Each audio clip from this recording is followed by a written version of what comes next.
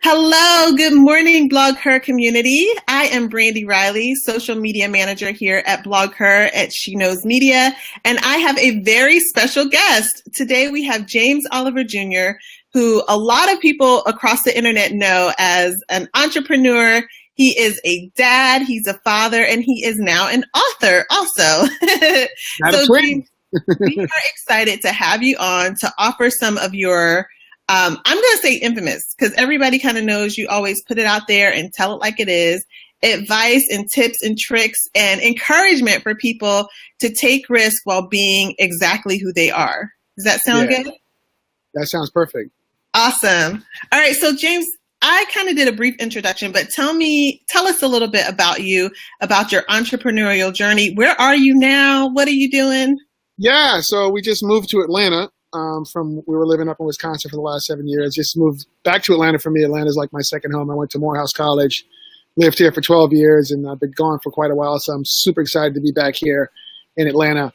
So I'm also the founder and CEO of WeMontage.com, which is the world's only website that lets you take your digital images and turn them into a large custom collage on removable wallpaper. And I'm a dad of twins. I like to say I'm a co-founder of the world's cutest twins, Thaddeus and Zoe. They're 4 years old. And, as you mentioned, I'm a new author. I just published a book last week called The More You Hustle, The Luckier You Get, You Can Be a Successful Parentpreneur. And, everybody knows being a parent has its own set of challenges, right? Mm-hmm. And being an entrepreneur is hard because 80% of most businesses fail. But when you add being a parent and an entrepreneur, that's like a whole new level of crazy. And, I wrote the book because I thought it was important to let people know they're not crazy, right? And to give them a little bit of motivation and inspiration, because that's so many of us really appreciate authentic stories and information and tools and tips that can just help inspire us and motivate us, because it's hard out here. So that's why I wrote the book. So how did you start your business? I mean, were you working in corporate America? Were you a teacher? And then how did you come up with WeMontage? Yeah, and then how did you do that and have twins? Oh, Lord, lots of wine. That's all I can tell you. Still drinking lots of wine. So my wife was watching an interior design show on HGTV, and they were in her family's basement, covered in the walls with these really beautiful black and white collages, just enormous and beautiful. I was like, wow, this is amazing. I want one. We had these beautiful pictures from our wedding in the Dominican Republic. And I literally stayed up the entire night trying to figure out how the heck they did that. And it was clear there was no way for the average person like myself to go online and create one of these things. So I charged headfirst down the path. I cleared out the last of my savings to build a beta version of a website, which used like really complicated software. And I don't know how to code, which is crazy. Like, who does that? Right? I guess I believe my mom when she told me I could be whatever I wanted to be in life. And I have a really good friend who, this guy actually wrote the iPad app for Pandora. Oh. Now he's on my advisory board, just a great friend. And he told me, when it comes to building software, you can do three things. You can build it fast, inexpensively, or really well, but you only get to pick two. Oh, wow. And I'm like, oh, now you tell me. And I had champagne taste on a PBR tall boy budget. So I wanted it really good and really inexpensive, which means it was going to take a long time. Yeah. Right. So it was supposed to take 3 months to build the beta version of the site. It took a year. During that year, my wife, decided she wanted to have kids. So, once that happens, there's going to be some kids. Right. Right? Yeah. Like, look at me now. Mm-hmm. Yeah. So we were having some challenges conceiving, and we ended up doing IVF. And it's fascinating that. So if you put in one fertilized egg or an embryo, there's a 40% chance of having a singleton. And if you put in two, it's a 45% chance. We're like, look, I'm only speaking for me. Like, I ain't a spring chicken anymore. That process is super intense with all the injections every night. Mm-hmm. It's crazy expensive. We're like, listen, we ain't trying to do this no more. Let's put in two embryos, right? So we could hopefully at least get one healthy baby, right? And so we ended up with twins. That's awesome. So when you had the kids and you had the business, oh yeah, And, and you have a wife that you also need to be there for and spend time with. How did you end up balancing all of those things? I don't know. I'm still trying to figure it out. But honestly, it's not easy. I think the whole work-life balance thing, particularly if you're an entrepreneur and a parent, I don't know. I think it's an illusion or a myth of some sort. But going back to the origins of some of that question, so my kids were born 3 months prematurely. Oh wow! Right. So in December we went in for an ultrasound, and up to that point, all the ultrasounds had been regular, normal, and at that time they weren't. There was some issues with my son's placenta, and they said, well, there's a risk that the blood flow will start going backwards, and if that happens, we have to take them out, otherwise your son won't make it. And we're like, well, okay, how long? She's going to have to check into the hospital and go on bed rest. So how long is that going to last? Usually several weeks. So okay, so we're doing that. So mind you, a couple of days later, they're like, the son's blood flow is going backwards. We need to have an emergency C-section, right?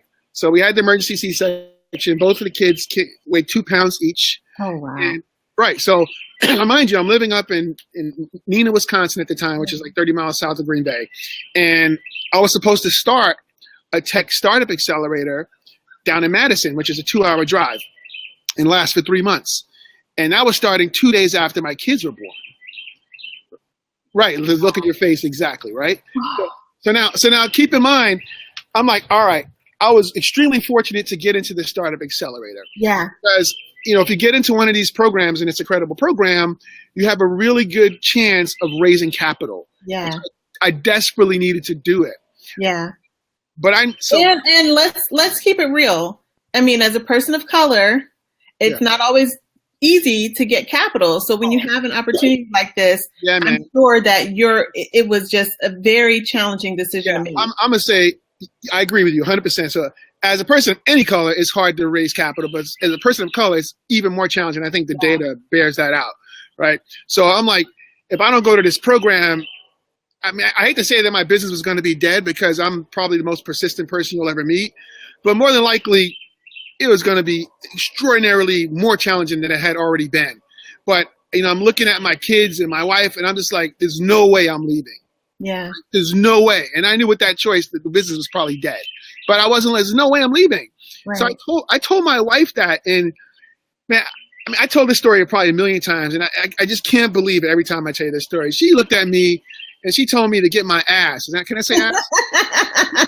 Get my ass down to Madison and rock out the accelerator because the family needs me montage to be successful. I was like, wow. That's incredible. I let that soak in for a little bit. I was like, okay, right? So I was in Madison and I was back home on the weekends. We spent the entire time in the NICU. I was in the pressure cooker of trying to get a what they call an MVP, a minimum viable product, just a website that works, built in time for demo day. So there was a lot of pressure there. Like my wife called, we talked every day. She was crying every day. Like you could just say boo to me and I would start crying.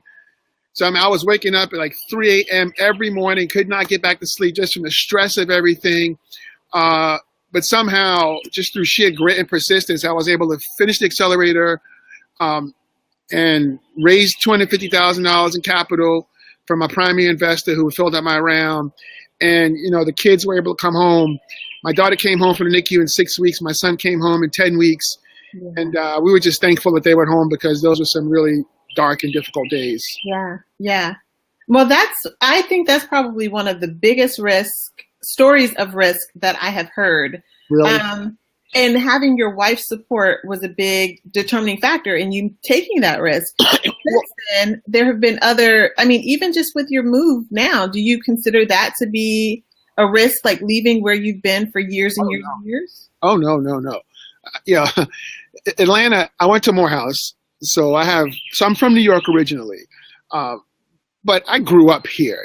I moved down here when I was 18. I lived here till I was 30 years old. So I became an adult here. And, some of those relationships that I have here, I would say are more abundant than back in New York where I grew up. So to me, this is like moving home. And And there is a really robust startup ecosystem here. You have a community of people who actually care about startups, which is a little different from where, being polite, it's a lot different from where I lived previously. So no, I see this as an opportunity to really get some traction and get a foothold and make the business be what it needs to be. But going back to your comment though, I think if you're an entrepreneur and if you're married in particular, or if you're in a serious relationship, like the most important, like this is the number one, obviously you got to have a good product or service, right? That people are willing to pay you a reasonable price for so you can build a business. Like let's assume that's a given.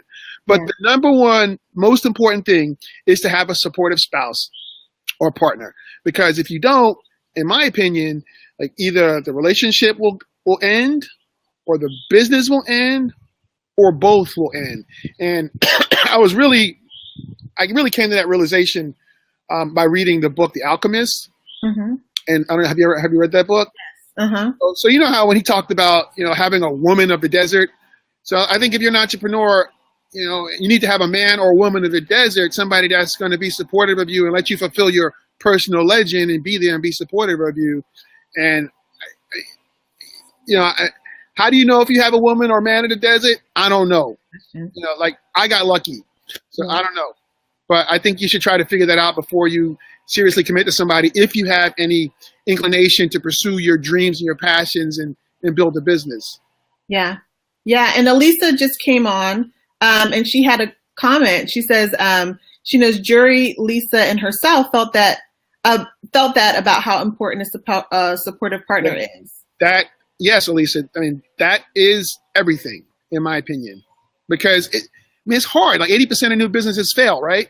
And, a lot of times, you're lonely. There's nobody you can talk to. Your friends don't really understand what you're going through. And it's important to have a supportive spouse. Most important thing. Now, in your book, your new book, The More You Hustle, The Luckier You Get, You Can Be a Successful Parentpreneur. Tell me what that means. What is a parentpreneur? Excuse me. So there's a parent. Yeah. So in the introduction, I say it like this. I said, being a parent is one thing. Being an entrepreneur is another thing. But being a parentpreneur is what I call a tertium quid, or a third thing. And I can't remember the exact definition, but it's like taking some known quantities, putting them together and creating something that's really undefinable, which is basically a hot mess.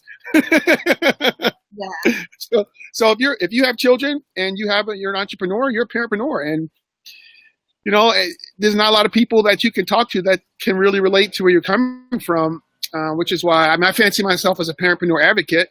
I know there are lots of mompreneurs and dadpreneur advocates, and I certainly am that as well. But I feel like I connect with both mompreneurs and dadpreneurs, so I say I'm a parentpreneur. Do you feel like you take more or less risk now that you are a parent and as your children get older? Do you feel like you have to take into consideration what they need or what you have to do for them before you make decisions about your business? Well, yeah, of course, right? They still have to go to daycare. Still got to buy pull-ups and all these things. So yeah, those things need to be taken into consideration. But so my good friend Mario Armstrong, I don't know if you know Mario from the Today Show. So do you know Mario is launching a new Facebook Live talk show? I saw that. Yeah. Yeah. Partnered up with Al Roker, and he's doing a Facebook Live talk show. Actually, it's launching this week, and they got picked up by Entrepreneur magazine. They're doing all the distribution there. But Mario wrote the foreword. Hey, Babs. Mario wrote the foreword in the book, and he asked that question. The question, just because you're a parent, does that mean your dreams should be put on hold? Mm-hmm. Right? And he said, absolutely not. So, does that mean it's going to be easy? No, of course not. It's not going to be easy. But, there was a quote. I was watching Oprah one time, and she talked about how when you decide to take the first step and be what you feel like you were put on this earth to be. Like there's a quote from Mark Twain that, two most important days in your life are when you were born and when you figure out why. Yeah. Right. When you figure out why you were born and you decide to fulfill that legacy or your personal legend, if you will, Oprah says that it's going to be inherently challenging just right away. And that's why I loved the book, The Alchemist, so much, because that guy was doing what he felt he was put on this earth to do. And it was challenging, but in the end, the reward is great. And I believe that, and that's part of what drives me so hard. I think I'm just an inherently driven person. But so yes, you have to take into consideration, but that's why it's so important to have a supportive spouse or partner, right? Because then you make those sacrifices together and do what collectively you think is best for the family.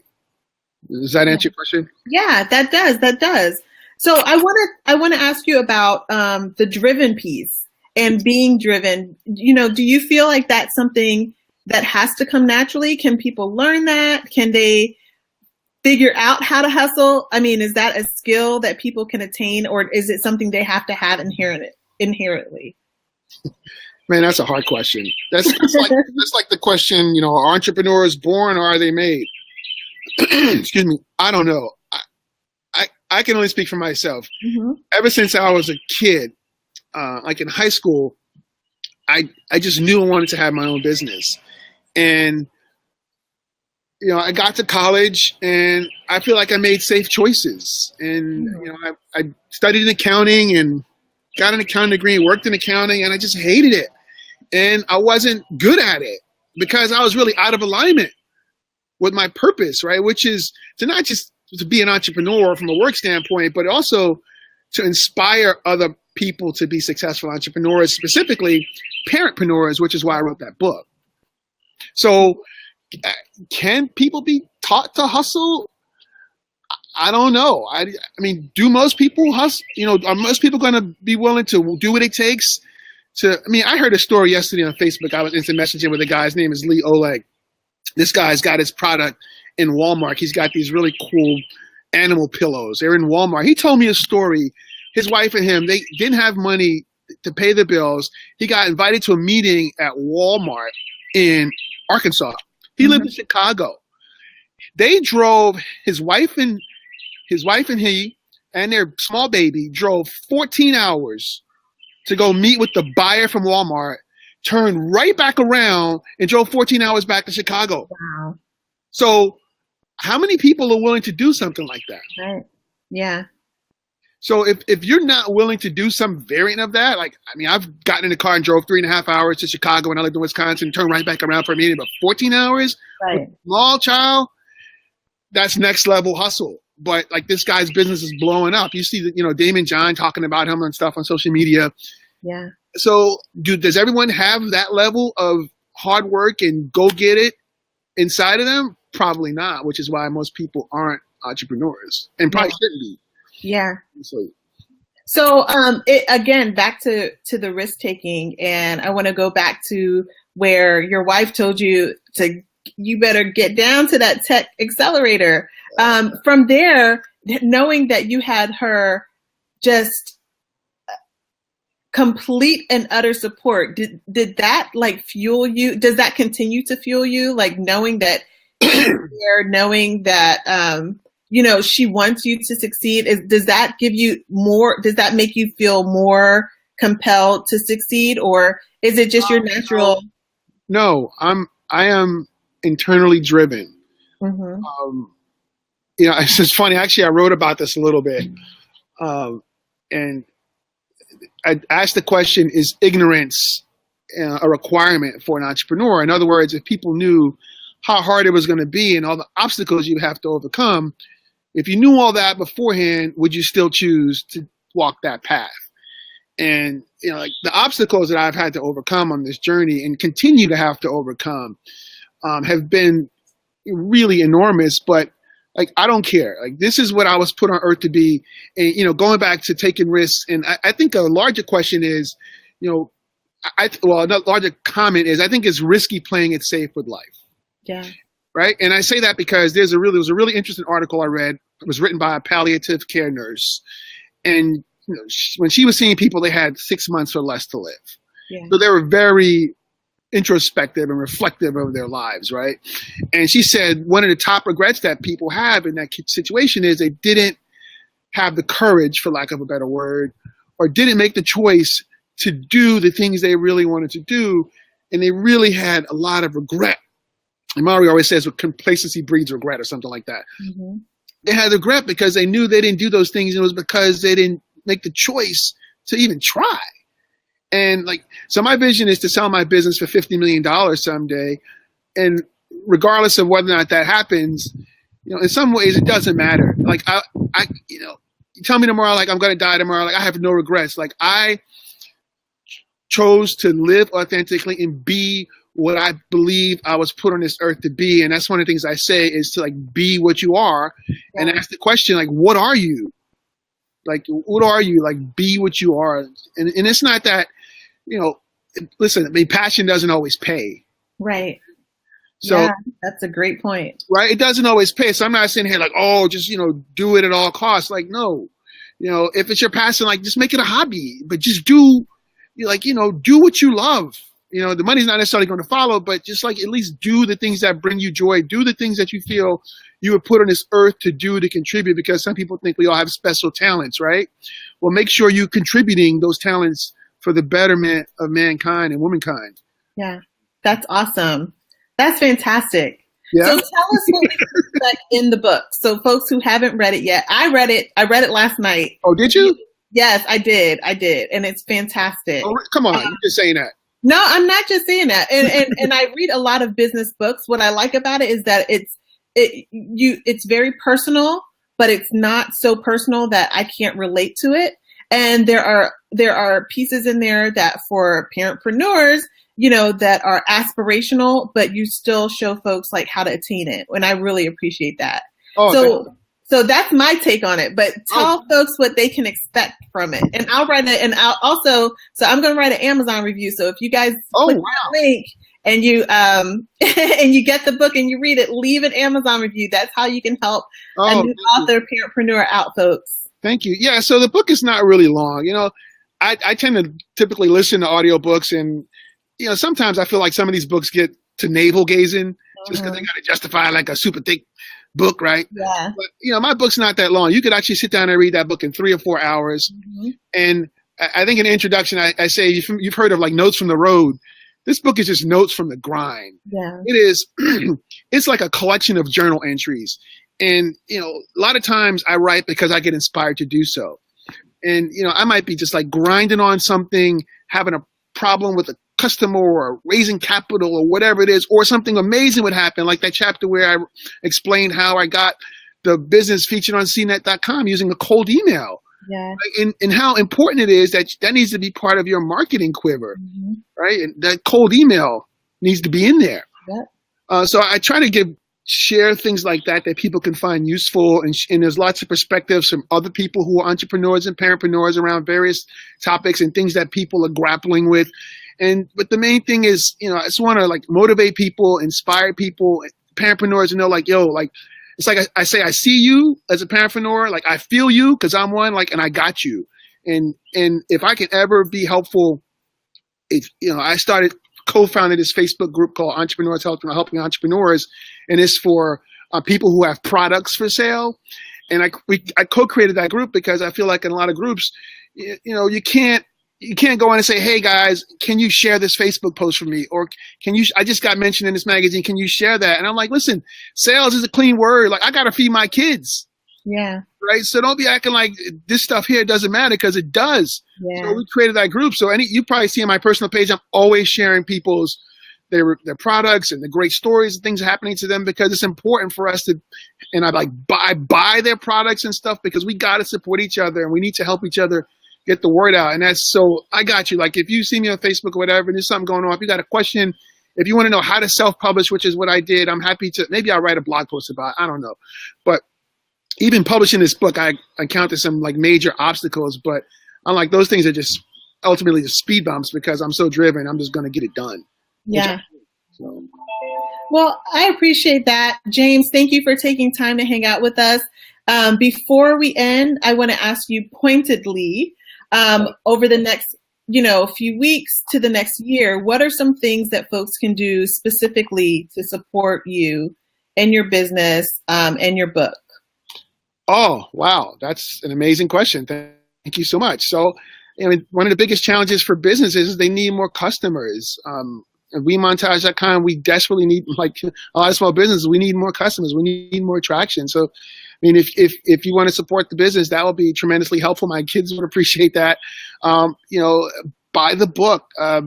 Give it as a gift to a friend that you know is a parent and entrepreneur, or just for a regular entrepreneur. I think would appreciate it too, because there's a lot of just entrepreneurial grind in there that they can relate to. So yeah, buy the book, gift the book, leave a review, support We Montage. Hit me up on Twitter if I could ever be of help to you in any way. I'm happy to do so. I'm delighted to do so. And thank you very much for asking that question. I appreciate it. Awesome. Thank you so much, James. And thank you, Blog Her community, for checking this out. This video will stay live, so you can review it, go back to see the beginning if you missed it. And James will be in Atlanta, and he's always online. So I'll put his contact information so you can tweet at him. He has email connected to wemontage.com, and check out his book. So have a great day, friends. Thank you. Bye-bye.